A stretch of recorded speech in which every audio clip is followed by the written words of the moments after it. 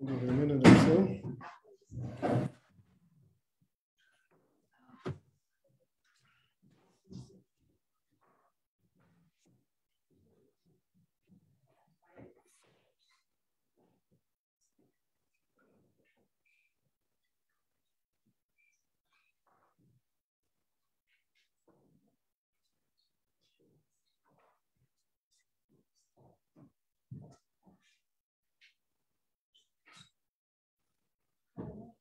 Okay. I like it. Yeah. It's cute. Is it comfortable? Yeah.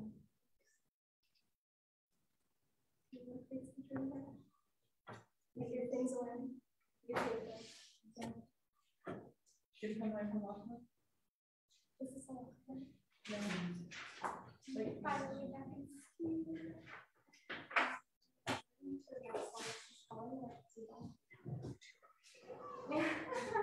I know. And then the last one is Jessica. yeah. Yeah, okay, Yeah. Okay, so let's start. So we started discussing medications and other products. So I just want to finish on this topic because this is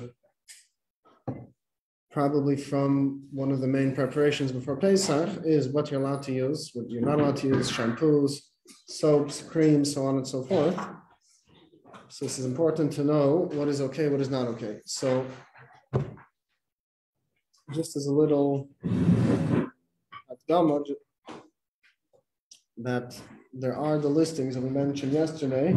You have the CRC listing, the Chicago Rabbinical Council, they put out a list. You have Rabbi Blumenkrantz, every year they have an updated list. What that list is pretty much any product you can ever imagine, they every year do the research to see if there's any change in ingredients. Do they use chametz? Do they not use chametz? So on and so forth. So even if in this class we say that something is problematic, you can't use it because it has chametz in it. However, you should know there are alternative products which are okay, which we know the ingredients were checked out. So, and they're proven to be without chametz. So the only things which are problematic are those which are known to have chametz in them, or at least something called a chashash chametz, something that may have chametz, we're not sure. So as we started discussing yesterday, so let's start with creams or anything for cleaning. This could include soap or shampoo, so on and so forth. So as we mentioned, these products, even if they have any core ingredients from chametz, it's still allowed. How is that possible? How can you have chametz on Pesach? So the answer is by the starting point of how the chametz is, the Emshek created this chametz, to the way it looks in your product, it's something called nifsa ma'achilas kelev. It's something which is completely destroyed. There's no more tzura, there's no more form of chametz. You can't eat it, it's not edible, and it has absolutely no form and doesn't serve any purpose of chametz. It can be machmetz, anything else. It cannot create anything else to rise. So if it reaches such a level that even a dog won't eat it, it's so processed with chemicals, it's not edible, it's not anything, that the halacha is one is allowed to use. It's called nifsa me'achilas kelev, and therefore it is no longer an issue for Pesach. Now, this is all in regards to, creams or shampoos or soap, stuff like that you don't eat. Pills and stuff like that, we're going to see in a second, they have a different status. There's different opinions. We'll see in just a second. Pills, So there's a bunch of different pills. So if anybody has a life-threatening condition, if Khalila, somebody had a stroke, heart attack, or any heart medication, things which are serious, you take it. There's no question about it. somebody who is a chayla sheyesh be'sakana, somebody who's sick, and if they don't take their medication, chas v'shalom, it can put their life in danger. Then you take the medication, makes no difference. A chayla sheyesh be'sakana, you take whatever you need. This is a klal gadol, a general rule. You should always remember this.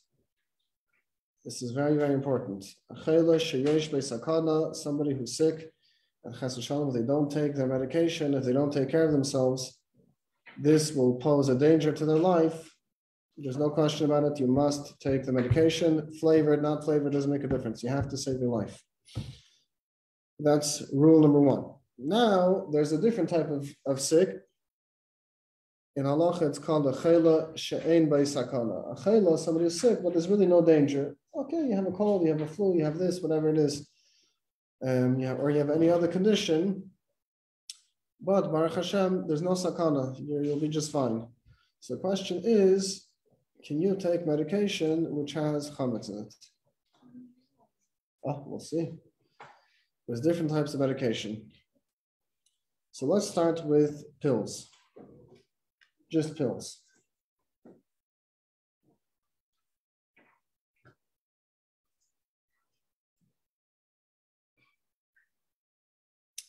So pills are a little bit different. In halacha, there's something called shaloi kederech hana. You're eating something, but it's not the way that you take pleasure in the food. Any other food, you take pleasure in the taste, right? You eat it as a food. You enjoy the body, the guf is nahana, it takes pleasure, right? Pills, which are bitter or have no taste at all, in halacha, this is called davar you're eating something which is not the regular way of eating. Eating usually brings a person hana. You're enjoying the food. There's a benefit. Pills are a different category. That there is no hana. There is no, when you swallow a pill, your body doesn't feel any pleasure from it, right? And sometimes if it's a bitter pill, even better in this sense, right? So anything is shaloi kederech hana, which is not the regular way of deriving pleasure from something, then that's only forbidden on a rabbinical level. And being that it's only forbidden on a rabbinic decree, if somebody is sick, the Chachamim, the sages never decreed when it's for the purpose of somebody who's sick. Right? Is that clear? Or should we say it again? Yeah? So does that mean a person can take Advil? Oh, very good. We're going to get to that in just a second. Very, very good. So you should know, Advil and most of these mainstream products, if I'm not mistaken, I have to double check. If I'm not mistaken, they are on the list, which they don't have any chametz in their ingredients. I don't take my word for it, check it up, because this changes from every year, from year to year.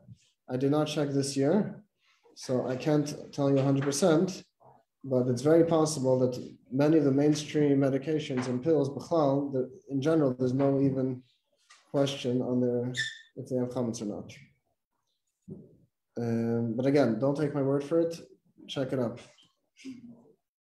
So again, somebody who's sick, right? So it's a chayla she'ein b'sakana, somebody who's sick, but it's a type of thing that there's no danger to it. It's just, you're not feeling well, right?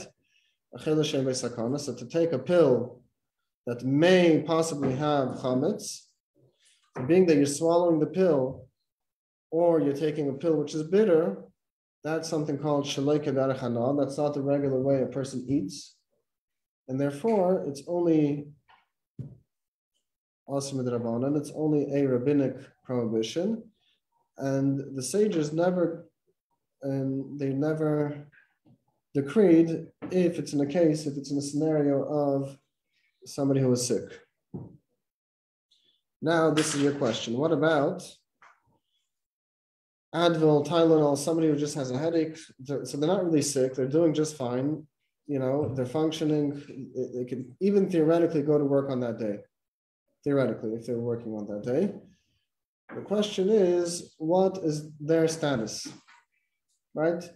So you have somebody who's a chayla she'en b'sakana, somebody who's actually sick, they have a temperature, they have a fever. And then you have somebody who's doing just fine, but they have a michush ba'alma. They have a pain, a discomfort, they have a headache, they're not, the question is, what category does this fall under? So the place can write that the halachic authorities write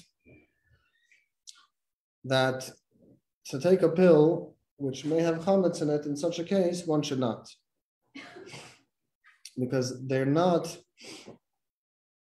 really in the category of a chayla, somebody who's sick. It's not for the purpose of refuah, it's not for the purpose of healing. It's just to take away a certain symptom. Now, with that being said, if it's in a case where it's a very, very strong symptom that, you can't function, there's a Malcolm Tzedek Gadol, you really can't function. Your headache is really, really bad. You have a strong migraine. It's no longer just a regular headache. So then there are the halachic authorities that do permit it. But again, we have to remember that today there is an alternative. For any medication you're going to find which may have questionable status of maybe there's chametz in it, or for sure there's chametz in it, there are alternatives. So today, most of the stuff does not apply so much because everything is on the list, and there are definitely products which are okay. So we're learning now in a theoretical case where you have no other option.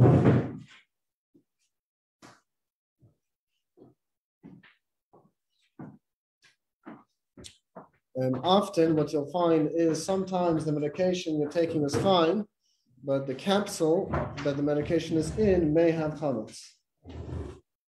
So that is easy. You're lucky. You can take it out of the capsule and put it into something else and take the medication without this capsule.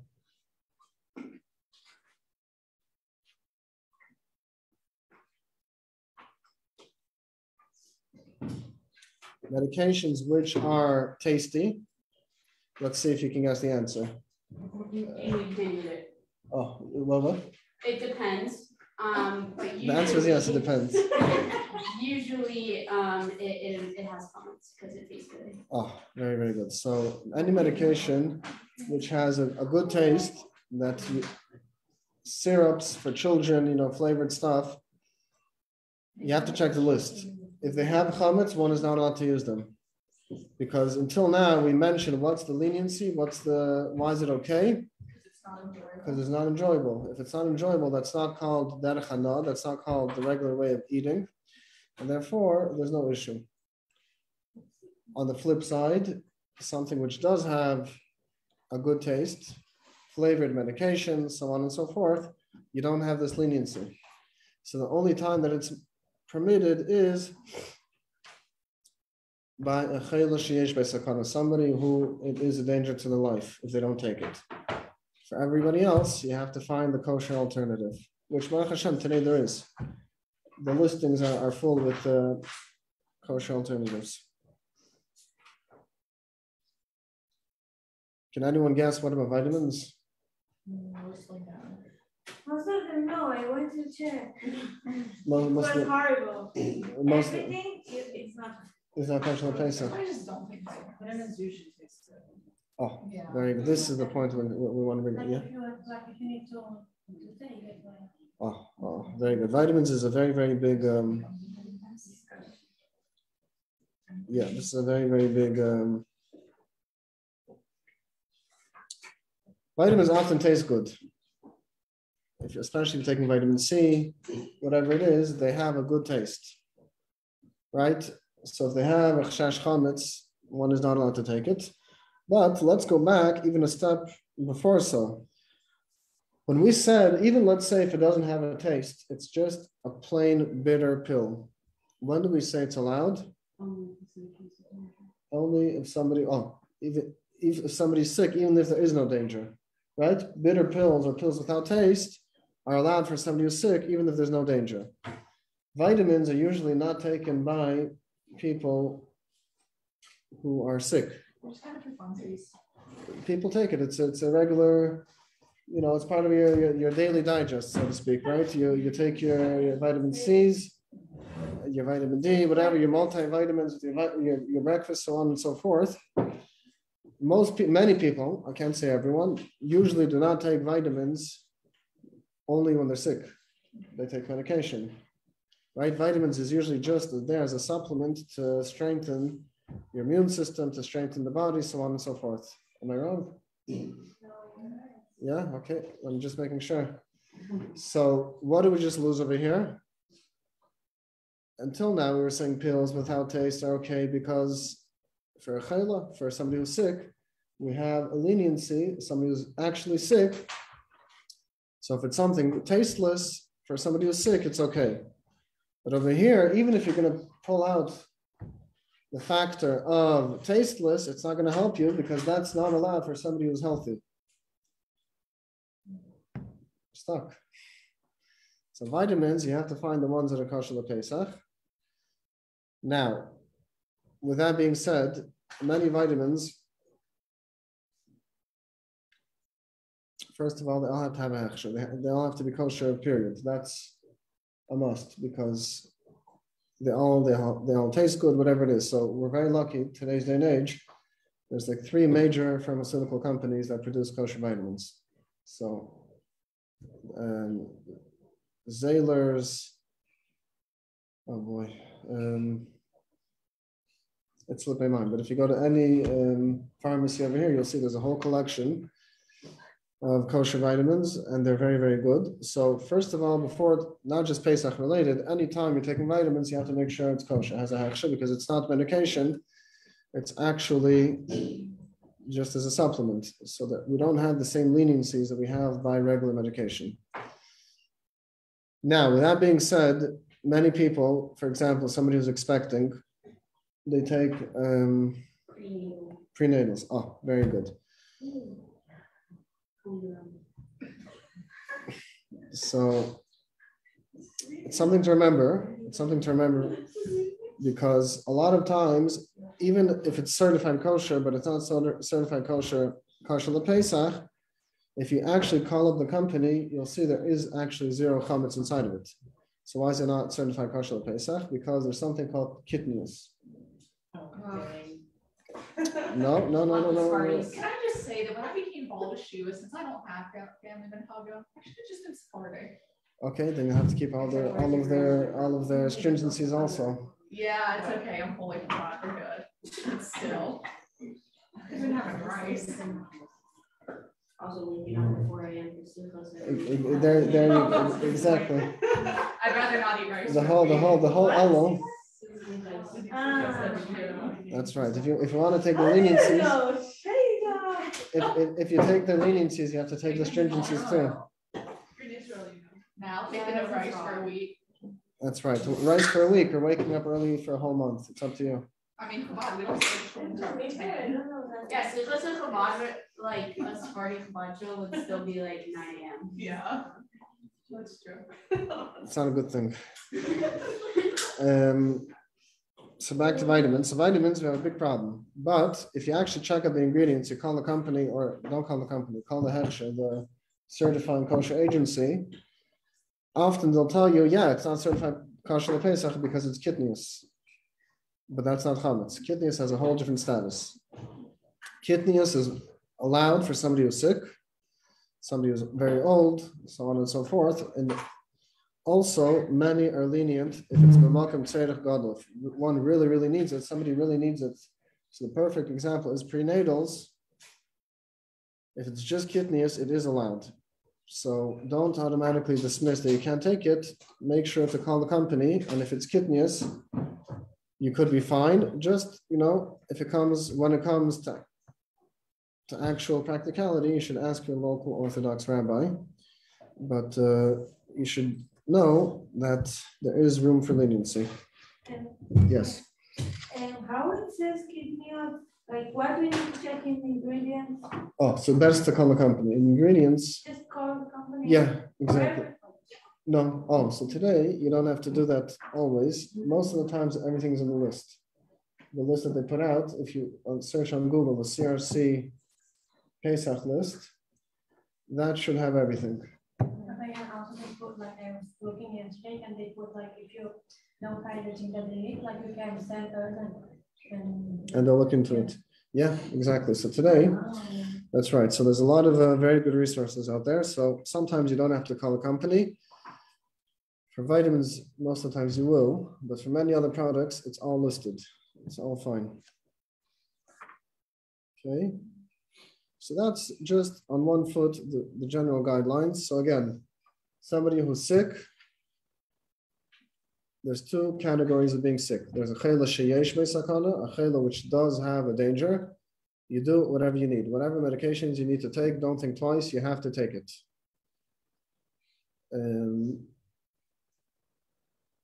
There's a big discussion, we have to speak about it for Halacha Shabbos. I don't know, maybe Rabbi Kasimov is going to discuss it, so we'll leave it for him. So that's, at least in regards to Pesach, somebody who's sick and there's a danger.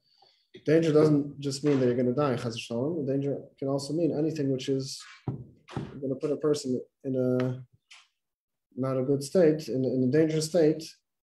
This is also somebody who is in such a category. Then we have a chela she'ein be'sakana. A chela she'ein be'sakana means they're sick, but it's fine. You know, it's a seasonal thing. So they have a temperature, they have a fever, they have whatever it is, but you know what I mean? It's not life-threatening, Baruch Hashem, it's just fine. So that, you can take pills.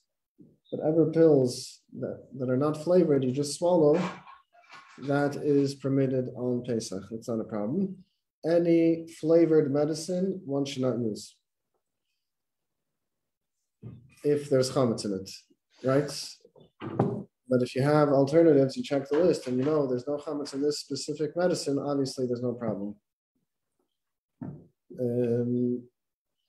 Vitamins, so again, you have to call to make sure they're chametz free. Many times it will have kidneys, so it depends what you're using it for. Sometimes, you know, if it's a really big need, somebody truly needs it, it's partially for health reasons, or somebody has a low immune system and they genuinely need it. So if it's just kidneys, they should call the local Orthodox rabbi and discuss it with them. There could be room for leniency. something with water. Yeah. I saw a liquid of the contacts. The liquid. They have a hechsher? Yes. I don't know, maybe you should start eating it. I don't know. How it makes sense? Wait, kosher the Pesach or kosher just in general? Oh, no. It makes sense because a lot of times it's alcohol.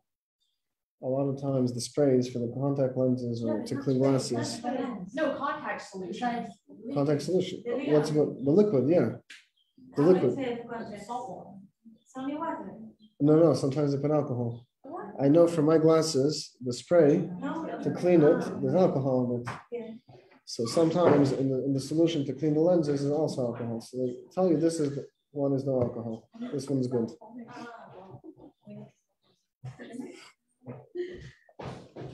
And so medication also that has kidneys. So that's vitamins. Medication, of course, somebody who's sick. As we mentioned, kidneys is not a problem for somebody who's a chaylish and a sakana, somebody who's sick. So any medication that has kidneys, again, is not a problem. Okay, those are general guidelines. Make sure you have the CRC or any guide. They're all good. I just think the one which is CRC, I think it's available for free online, if I'm not mistaken. So it's a very good and very important resource to have. Okay, now we are getting to passioning. Yes. What about perfumes and fragrance? I don't hate it and I don't pour it into my mouth. Oh, perfume, same thing. Perfume, the way it's made. Perfume. So perfume is the same idea as shampoo and anything else.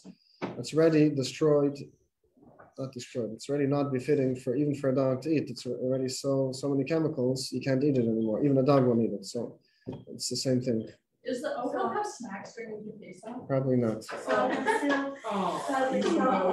You can have it, yeah. That's right.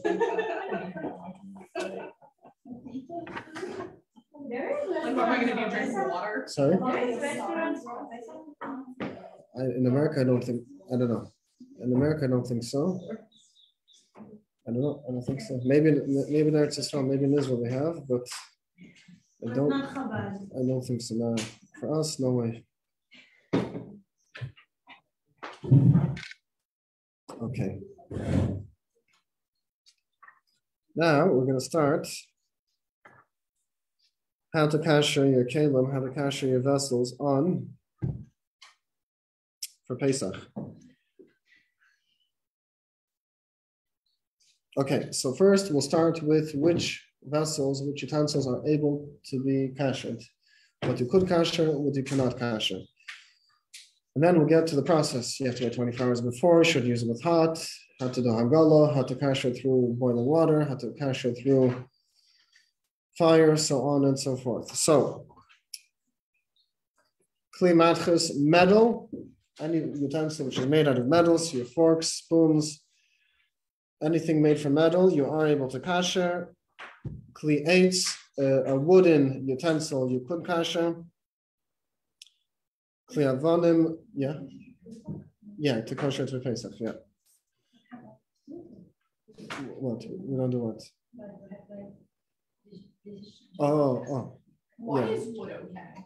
What do you mean? What's the issue? I mean, I don't know. It's just a very porous thing. So it seems like things would seep through it. Like if I put pasta in it, just seems like it would seep through. the Oh, wood. so just like it seeps through, it also comes out. Okay. That's the answer. Oh, nice. Just start the list again. Yeah, so we have metal, wood, any stone, any vessel made out of stone, kliadama, and earthenware. It's not earthenware as in klicheres, but something which is made from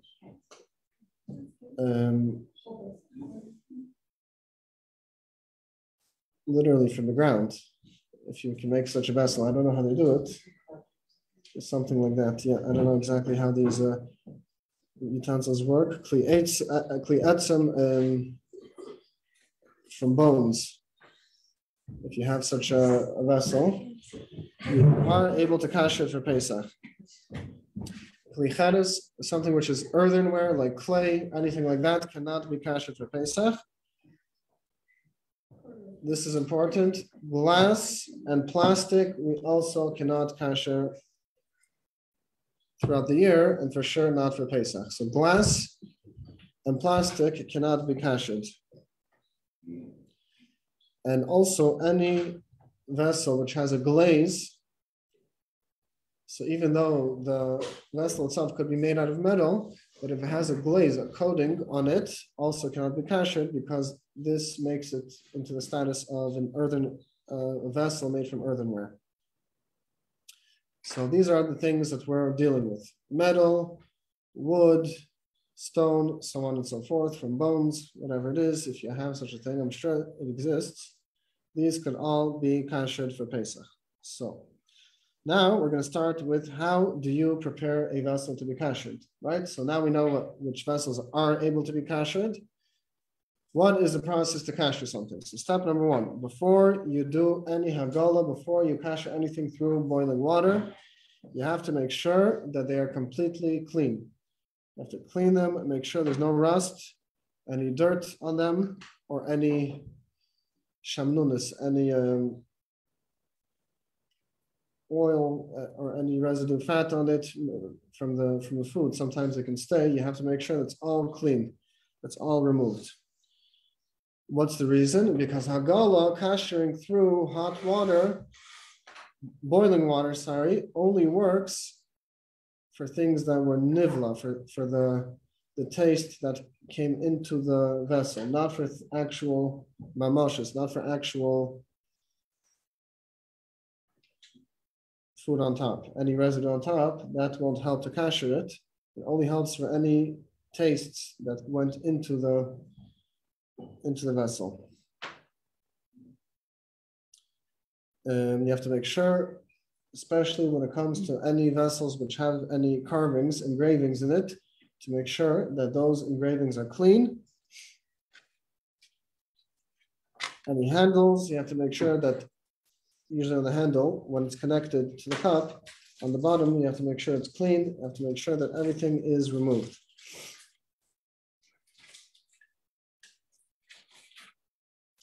The next step is you leave the vessel untouched for 24 hours. You don't use it with hot for 24 hours.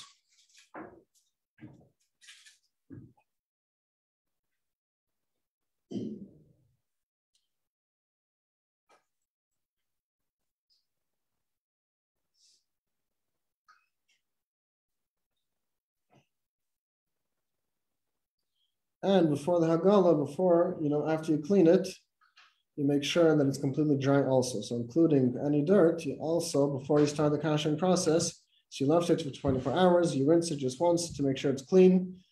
You make sure it's also dry from any water that could have been, could have been left over. So there's three ways that you can kasher something. There's a general rule in Halacha is kibale kachpalte. The way it came in, that's the same way it comes out. So if you used chametz in a pot, let's say you cooked a pot of pasta, right? You had boiling water with pasta. So how do you kasher the pot? Also through boiling water, right? There's two other ways of kashering. There's one is through hot water, boiling water, Then there's something called libun. Libun is through fire. So you have the barbecue, what do they call this? The thing that you put if you're making a shish kebab. What are those things? Skewer. Yeah, a skewer, no? Yes. Yeah, so if you have a skewer, stuff like that, that would have one status because it's literally on the fire. So you have to kasher it one way. A frying pan also, it depends really. Everything I'm saying, there's a few details, but I'm just throwing out examples of things that come in contact with fire, direct fire. But ultimately on a pan, you usually put oil or something else. So we'll see this later on.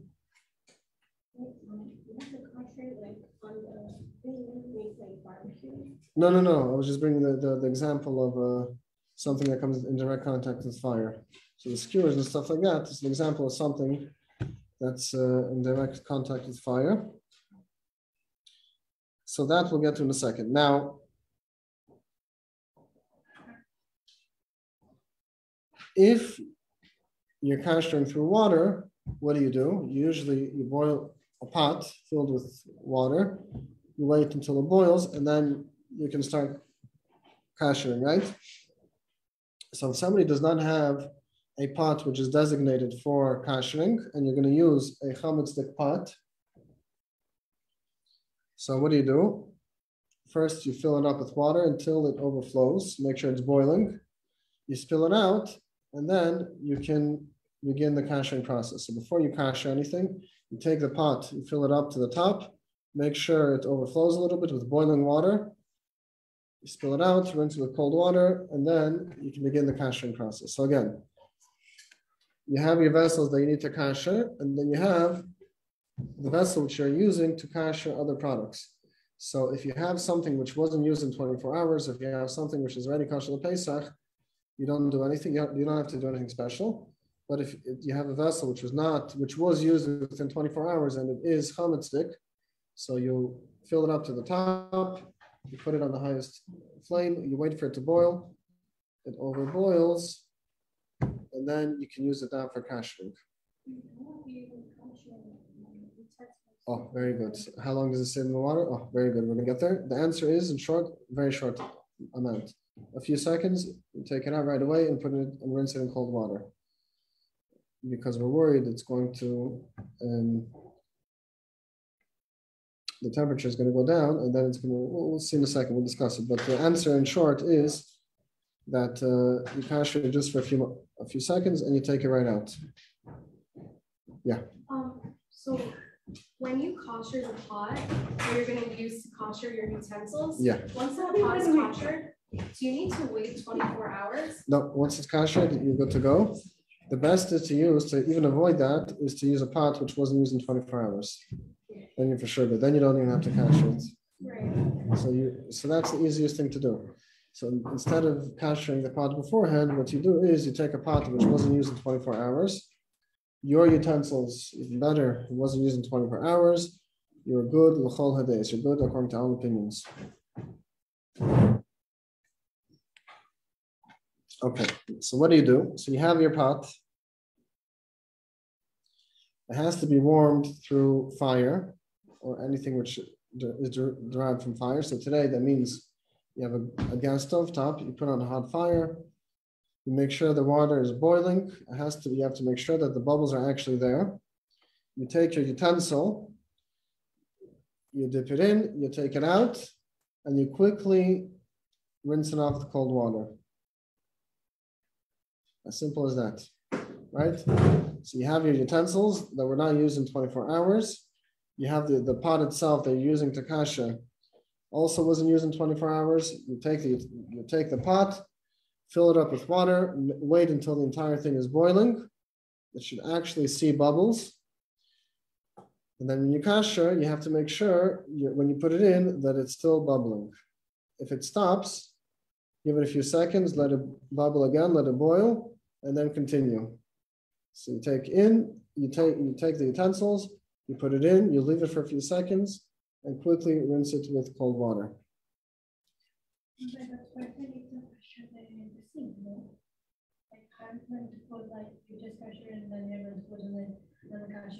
Yeah, that's true. Yeah. So wherever you're putting the vessel, it has to be kosher the Pesach. So if you put it on a towel, a fresh towel which was just laundered, that's fine. If they're hot, you don't want to put it in the sink, whatever it is. If you are putting it in the sink, you have to make sure that it's kosher the Pesach for sure. Yeah, we will. That's a shame. That's a shame. We will. Yeah.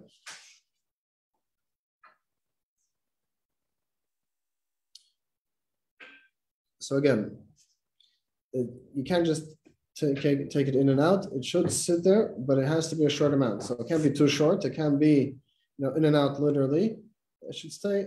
There's no official amount which is given, but it should be at least a few seconds, at least and at most. It has to be a few seconds, and that's it. Okay.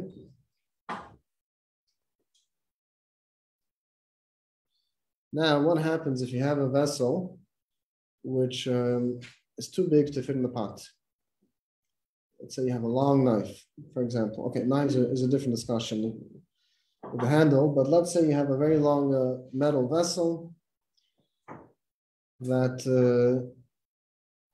it simply doesn't fit in the pot. So what do? You put it in halfway, you dry it, you put it in cold water, you dry it, you remember around where the halfway was, then you put it on the other side. You flip it, put it exactly halfway to the other side, and do the same thing. You rinse it, cold water, and you put it aside.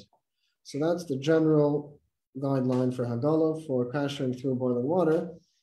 It's fairly simple. You have a pot, you boil it up with water. Both the utensils which you're kashering and the pot itself should not be used for 24 hours. If you're kashering a lot of utensils, you will see that the water will cool down and the bubbles are going to stop. So it's important to wait for the bubbles to restart again, give it a few seconds. Sometimes if it takes more than a few seconds, wait whatever it is. So you wait for it to reboil, and then you continue your kashering. If you have something which is too big to fit, so you do halfway, rinse it off, make sure it's completely dry, and again, put it back in and repeat. Agala, Ken. Yeah, that's right. That's right. So that's, in general,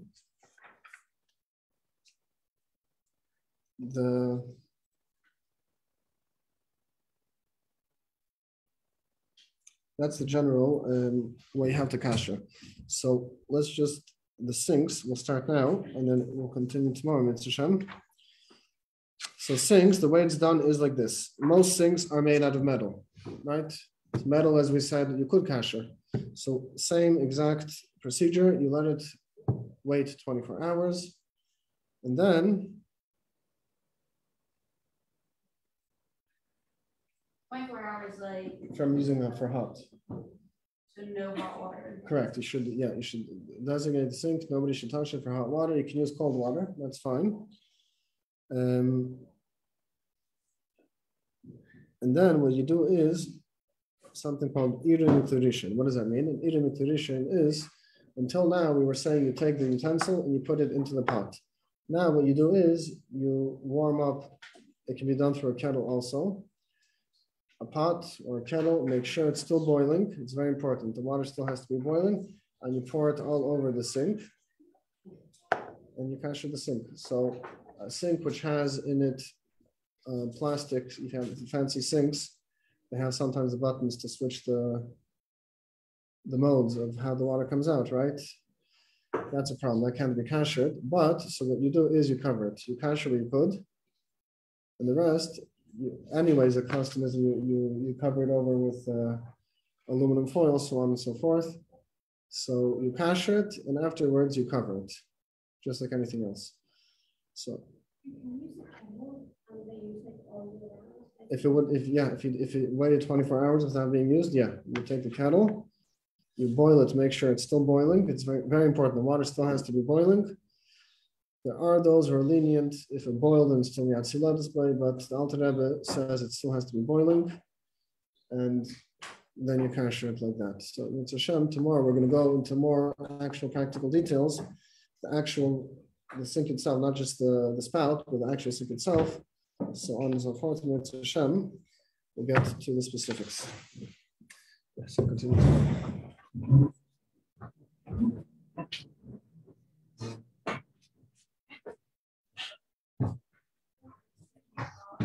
First, you know that we can only also leave the house, go vacation. A lot of people do it.